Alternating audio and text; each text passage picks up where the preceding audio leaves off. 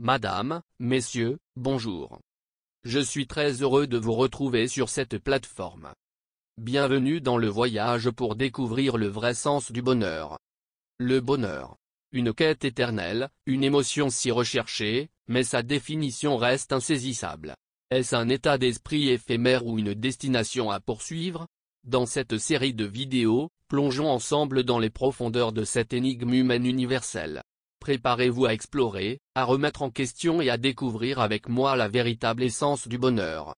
Dans cette série en 3 parties, nous plongerons dans les multiples facettes du bonheur. Après avoir exploré aujourd'hui sa définition fondamentale, nous poursuivrons notre quête en examinant dans la prochaine vidéo les ingrédients clés qui nourrissent cette félicité tant recherchée. Enfin, dans la dernière partie, nous explorerons les pratiques concrètes pour cultiver et intégrer le bonheur dans nos vies. Restez avec nous pour cette exploration passionnante dans les cheminements du bonheur authentique. Allons-y. Le bonheur, qu'est-ce que c'est vraiment? Le bonheur est un état de bien-être subjectif et durable, bien que sa définition puisse varier selon les cultures, les expériences individuelles et les perspectives philosophiques. Fondamentalement, le bonheur peut être considéré comme un état émotionnel positif qui englobe la satisfaction, le contentement et le sentiment de réalisation personnelle. Pour beaucoup, le bonheur est associé à des moments de joie intense, mais il va au-delà de ces émotions fugaces.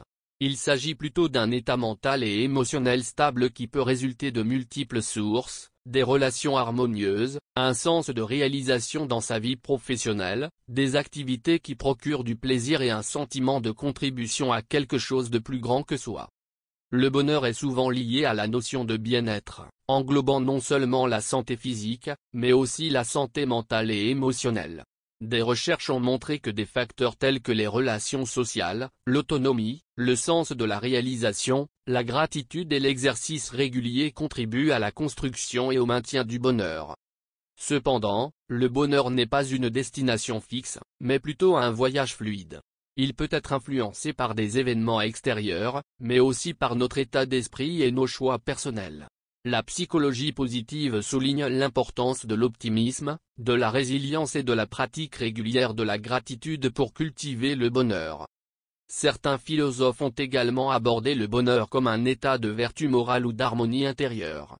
Pour Aristote, par exemple, le bonheur était lié à la réalisation de son plein potentiel en cultivant la vertu dans tous les aspects de la vie. Cette idée est souvent discutée dans le contexte de l'eudémonisme, une philosophie qui soutient que le bonheur réside dans la réalisation de notre véritable nature. D'autre part, certains philosophes, comme Épicure, ont suggéré que le bonheur résidait dans la tranquillité de l'âme, atteinte par la satisfaction des besoins fondamentaux et l'évitement des excès. Cette approche met l'accent sur la modération et la recherche de plaisir simple pour atteindre une forme de bonheur durable.